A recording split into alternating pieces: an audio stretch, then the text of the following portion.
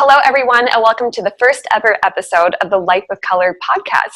I'm your host, Katie Noyd, and today I'm joined with Dr. Joy Zelikovsky. Joy, thank you so much for being here today. Oh, I'm so excited to be here. Well, thank you. Thank you so much. Well, I'm going to go ahead and dive into your bio. Joy received her doctorate in psychology and a master's of arts in clinical psychology from the Florida School of Professional Psychology. She has also completed a master's in philosophy and education and a master's in science and education in professional counseling and psychological services, respectively, from the University of Pennsylvania. Joy completed her bachelor's of arts in psychology and sociology with a minor in education from the University of Massachusetts, Amherst. Joy is also credentialed as a National Health Service Psychologist. Most recently, Joy was a supervising psychologist at the University of Southern Mississippi, providing therapeutic services in the College Counseling Center, and had worked in several other college counseling centers during her training and education. Joy also has experience working in private practice settings in community mental health, and has even opened her own private practice called Nourish The Heart Counseling. I think we have a dog with us too. So, of course. No worries. So again, that was Nourish the Heart Counseling. Joy also works as a director of eating disorder services at Turnbridge Treatment Center in New Haven, Connecticut. At Turnbridge, Joy uses evidence-based practices and treatments to help both men and women who are struggling with addiction and eating disorder concerns. Additionally, Joy uses psychodiagnostic assessment to those engaged in services at Turnbridge. Joy also continues to teach at the graduate level to help prepare the next generation of mental health clinicians. Well, I know you're extremely busy, so let's just go ahead and dive right into the questions and introduce what eating disorders are. What are they? So eating disorders are a mental health diagnosis, and the major theme that goes through them is that there's a distorted relationship with food somehow. And that could be either that people aren't getting enough food, or that they're using some other behaviors to compensate for the food that they are getting. So that would be your things like purging or laxative abuse or even exercise abuse. Or on the other end of it, some people may feel like they're overeating. And I will say a little caveat about that. With binge eating disorder in particular, or sometimes people say it's emotional eating, it's often characterized as binging and overeating. I have really never seen binging without some sort of restriction. And they tend to go together in a cycle. And so I think a lot of times people see it as the spectrum of, on one end you don't eat, and on the other end you're eating too much. But it's really a lot of the same behaviors all along that spectrum that are just being displayed in different ways at various times. Yeah. And then another eating disorder, so those are, anorexia is the big one that most people know about. A lot of people also know about bulimia, and then we have binge eating disorder. Mm-hmm. And so I kind of alluded, anorexia is a lack of intake. So people are losing weight, they're restricting their calories. You can see some purging with anorexia as well, but the major function of the disorder is really restriction. Mm-hmm. Bulimia is really characterized by binging and purging. So you have episodes where people feel like they're binging, and then they compensate or get rid of the food somehow by purging. And that can be through vomiting, through laxatives, through diet pills, diuretics, or over-exercising. Then we have binge eating disorder, which is really when people feel like the primary thing that they're struggling with is binging. Then we have this fourth category, which we call M.S.Ed, which is otherwise specified feeding and eating disorders. And this is actually where a lot of people find themselves, because they don't quite fit into one of these other categories, either because with anorexia they haven't lost enough weight yet, so they're considered what's called atypical anorexia, or because they're engaging in some of these behaviors, but the frequency of how they're engaging in them is not quite meeting criteria, or whatever other reason kind of prevents them from fitting neatly into that box. And then another eating disorder, which is not part of the DSM or the ICD yet, but is pretty well known within the community, is called orthorexia.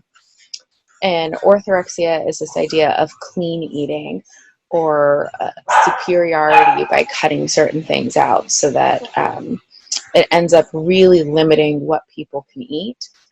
People develop really intense food rituals and rules about which foods are good and bad.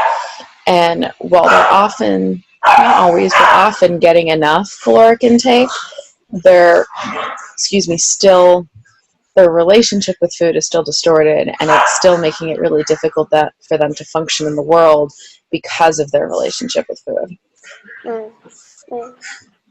Yeah, absolutely. I think what's interesting with orthorexia too is that it can kind of be a gateway into a diagnosis. And I think that's how it started off with me and my eating disorder story, essentially. I really wanted to be healthy, and so I went the route of over-exercising and putting only things into my body that I considered clean.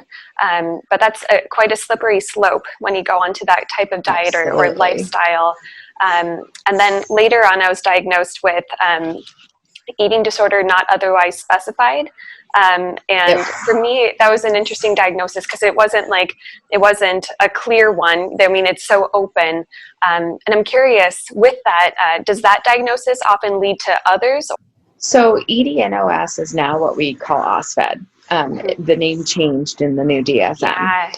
Yeah. And my experience with it is that, first of all, it's a difficult diagnosis for people because a lot of times people feel like, I don't have a real eating disorder.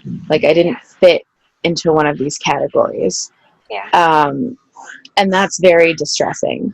And it's hard because often people with eating disorders vacillate between wanting to get help because they realize the impact it's having on their life, and then also this very strong resistance to wanting to work on the eating disorder. And so sometimes that diagnosis really feeds into, well, I don't have a real eating disorder. Like, it's, just other thing. And so, I can keep doing what I'm doing. It's not a problem. Right. Eating disorder behaviors shift constantly for people.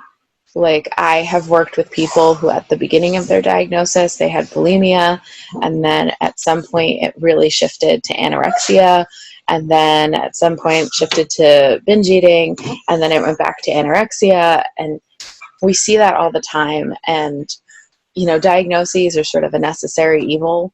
We need to know what we're treating. We need to know how to organize treatment. But in my personal opinion, in regard to eating disorders in specific, it really is more of a spectrum, and people can fall anywhere on that spectrum at any given moment in their disorder and recovery. And it's really hard when a lot of people feel like they should have anorexia. Like, that's the best eating disorder because then you're doing it right.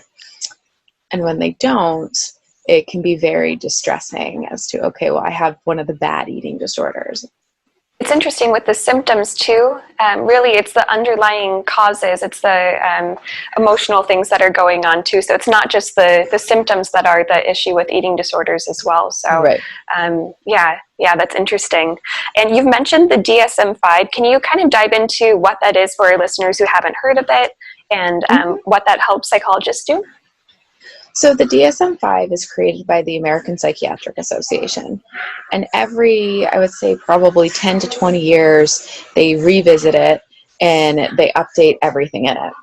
And what it is, it's called the Diagnostic Statistical Manual. And we're now on the 5th edition. And these psychiatrists, and there's other professionals, medical professionals and psychologists who are also on the teams who look at all of these things. But they go over all the research related to different disorders, and they come up with a set of criteria. So, for instance, they would say you need to have these 2 things and then these additional 3 things to qualify for this particular diagnosis. And they will also look at all the research. They'll look at prevalence rates. They'll look at evidence-based treatments for different diagnoses. And it's really a way of organizing things into different categories. So we're looking at mood disorders. We're looking at feeding and eating disorders, anxiety disorders, all the different possibilities you can have. And this is actually important for a couple of reasons. One, we need to know what we're treating. Like, even if we can say on the very individual level that maybe this doesn't completely apply, or this person doesn't fit into this category, or it, diagnosing and labeling people can create lots of problems in different ways. It's also very important that we actually know what we're treating, and that, yes, this person fits most into a mood disorder category, and so that's what we're going to target interventions for that. And the other thing, especially in the US, is for insurance purposes, people need a diagnosis to get reimbursement. As much as we would love it to be otherwise, because that doesn't always fit sometimes, you really have to have a diagnosis if insurance is going to pay for your treatment. So that's the other important piece of it. The rest of the world does not use the DSM. They use the ICD, and they use the ICD-10, which was recent. The DSM-5 and the ICD-10 kind of came out around the same time, or within a few years of one another. And then, interestingly enough, insurance companies in the US decided that they were going to use the ICD-10 too. So both of them? Yes. Okay. So do they have the same eating disorders in both of them as well, or yes. is there variation? Okay. There's some slight variation, and I'll be honest, I haven't really dug through the ICD-10. There's slight variations with a lot of different diagnoses, but it is pretty much the same thing. Okay. Well, that's fascinating. And another question is, who gets eating disorders? I've heard of the biopsychosocial model. Can you speak to that and the development of them? Absolutely. Yeah. So first, I'm going to get on my soapbox for a second and say that everybody can get an eating disorder. Male, female, trans, any socioeconomic status, any color, ethnicity, everybody is at risk, unfortunately, for getting an eating disorder. There used to be this myth that only adolescent white female women got eating disorders. And then when they really took a look at the research, they realized those were the only people who could afford eating disorder treatment. And what had happened was, these were the people that could afford treatment. These were the people that were being identified as having eating disorders, and therefore people stopped looking for the behaviors in other groups of folks. And so there were people doing the same exact behaviors, but it was never getting identified because men don't get eating disorders. Right. Or because trans folks don't get eating disorders. And so we know, in fact, trans folks are very high risk for eating disorders. Within the gay community, it's interesting, the last research that I looked at said that gay men were more likely to get eating disorders and gay women were less likely to get eating disorders. There's a lot of different nuances out there, but at the end of the day, everybody is at risk for an eating disorder. Now, the biopsychosocial model is interesting because it takes into account biology, your environment, and then your own personal psychology. And so there's a lot of research within the eating disorder world to say that there is biological or heritable evidence of eating disorders. So if somebody in your family has one, your likelihood of having one goes up. And we see a lot of other things associated with too. Eating disorders are highly correlated with anxiety disorders, and they're also highly correlated with substance use disorders.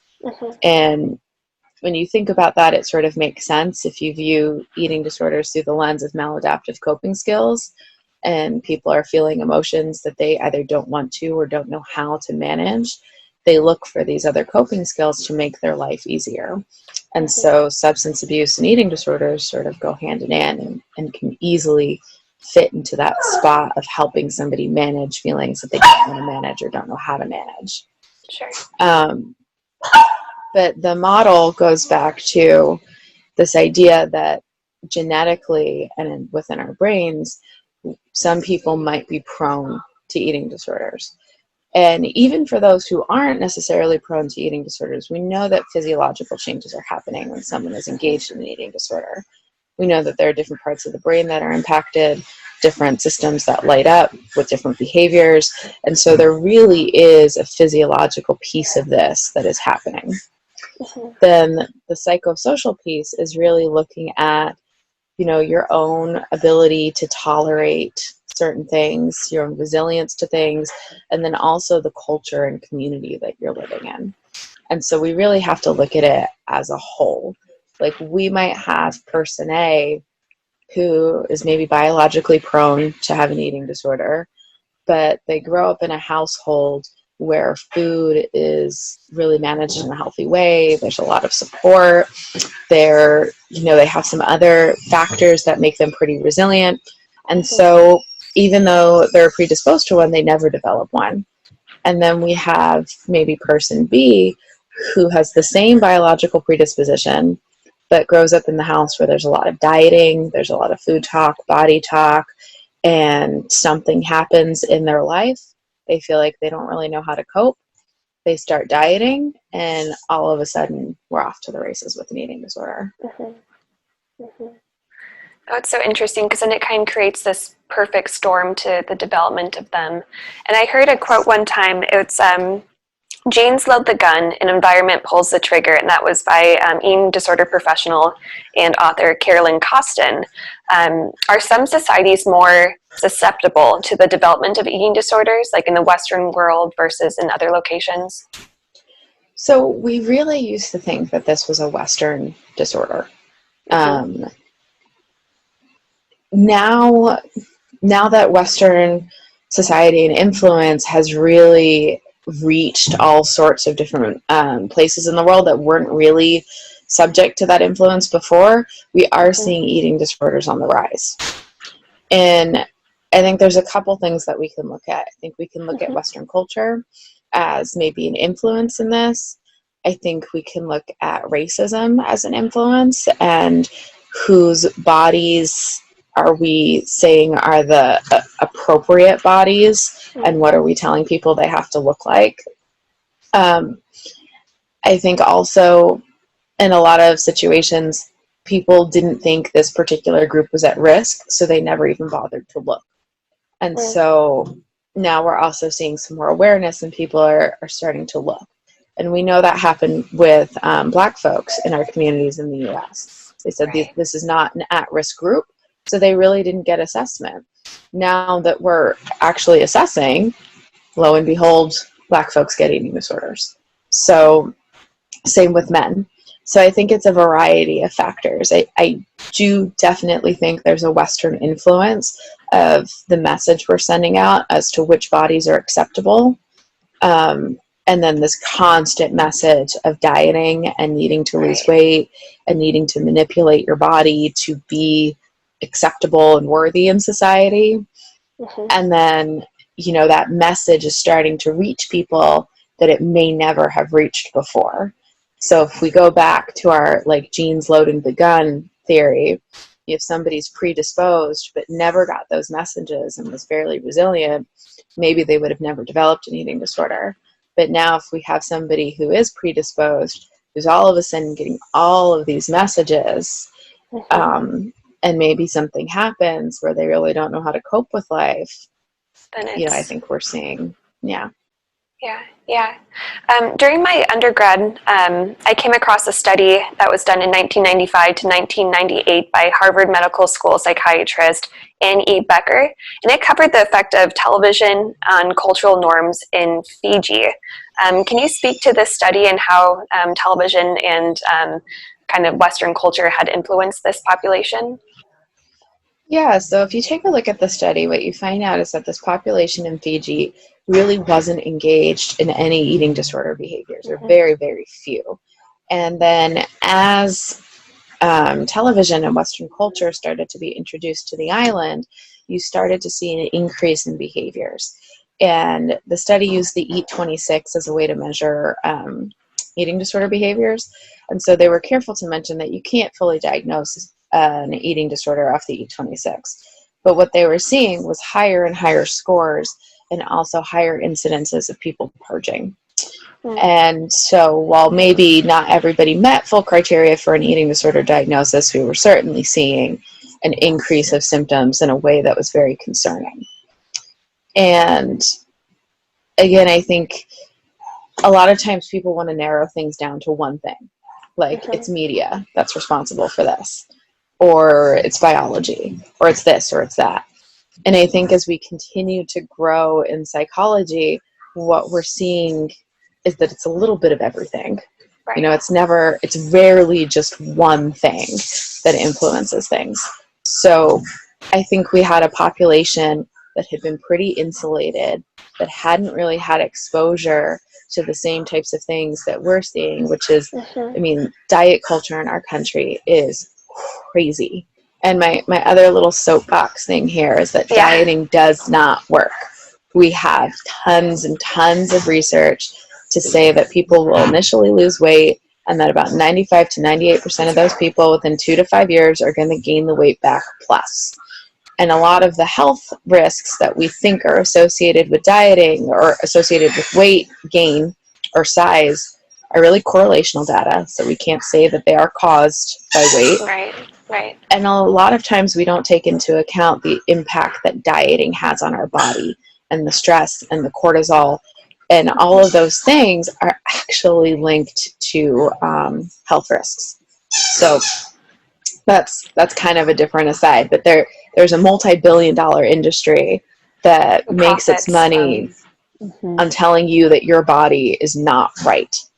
And, I think if you add this piece of dominant culture and white culture being the best culture and something that you should aspire to, and then you introduce a community who hasn't really had any of those influences, and they're being told that this is what they should look like, these are the people they should look like, and here we go, now we have a ton of different ways that we can help you achieve this body that we know is not ultimately going to work.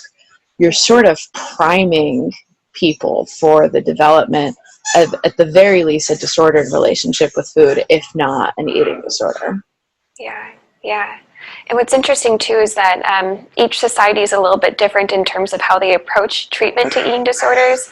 I'm living in Denmark now, and I lived in the United Arab Emirates before this, and it was really interesting to see country to country, region to region, and see how people treat eating disorders. And in your professional opinion, are some treatment plans a little bit better than others in the U.S.? Are we doing it the right way? If someone's struggling internationally, how can they get the same level of care as what we have in the U.S.?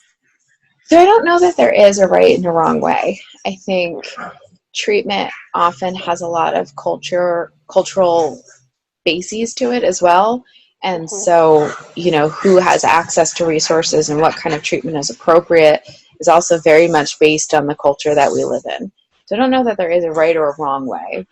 And I have not had as much experience with clients internationally, but my very limited understanding is that there are fewer resources available. And which is a bit scary because there are not abundance of resources in the U.S. either. It is still, eating disorders as a whole are underfunded. People still have trouble accessing treatment centers or accessing professionals who really understand and work with eating disorders on a regular basis. So the fact that there's an abundance of resources here, which still feels like a dearth of resources, is worrisome to me when we look at other places and people are saying, I can't find anybody who works with eating disorders, or there's a couple treatment centers and they're completely booked and I can't get in. And I have seen a few. Won't cover it. Yeah. Right. And I have seen a few clients who have come to the U.S. specifically because that was the first place they could get in. So I think as a world, we have a lot of work to do with this very, very serious life-threatening disease that often gets minimized as like, oh, people are just being very shallow and they're concerned with their body and that's not that big a deal, when it really is very painful and a lot more complex than just people being overly concerned with how they look. Yeah, absolutely. And do you have any advice for anyone who's currently struggling, whether in the U.S. or around the world right now? So there are some good resources. NEDA, the National Eating Disorder Association, is a wonderful resource. They list different professionals. Granted, I think that's going to be primarily located in the U.S. and Canada. But there are some practitioners that treat internationally, so it's not a horrible place to look. IADEP, which is the International Association of Eating Disorder Professionals, They're another good resource to check out.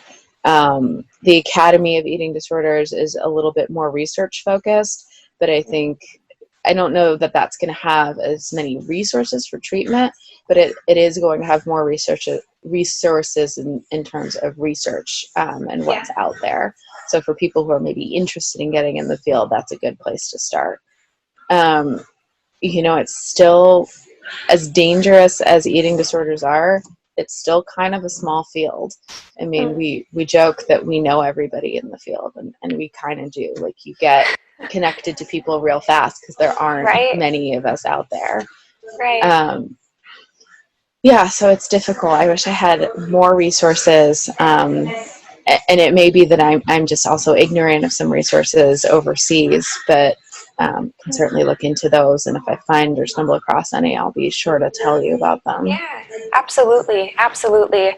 And if someone has been diagnosed with an eating disorder and they're struggling, is there hope to get well? Can you have a full life in recovery?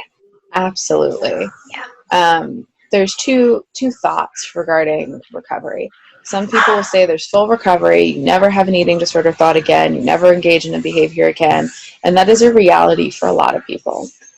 Other people look at eating disorders more like a chronic disorder that you may have to struggle with on and off again in your life. And recovery is more about knowing when you need help and knowing when you need a little bit extra, as opposed to just letting the eating disorder take off again. And I think both are very valid experiences.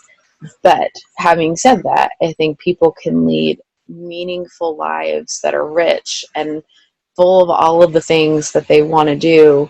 But treatment is usually a very important part of that, and learning how to manage these things as they come up for you.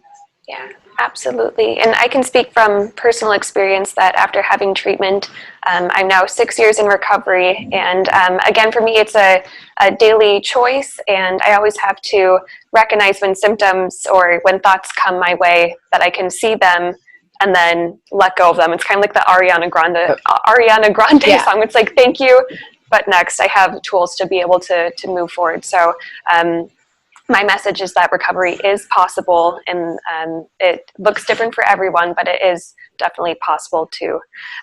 Now, Dr. Joy, if our listeners want to find out more about you and the work that you do, where can they find you? So I have a website, drjoyz.com, and Z is Z-E-E.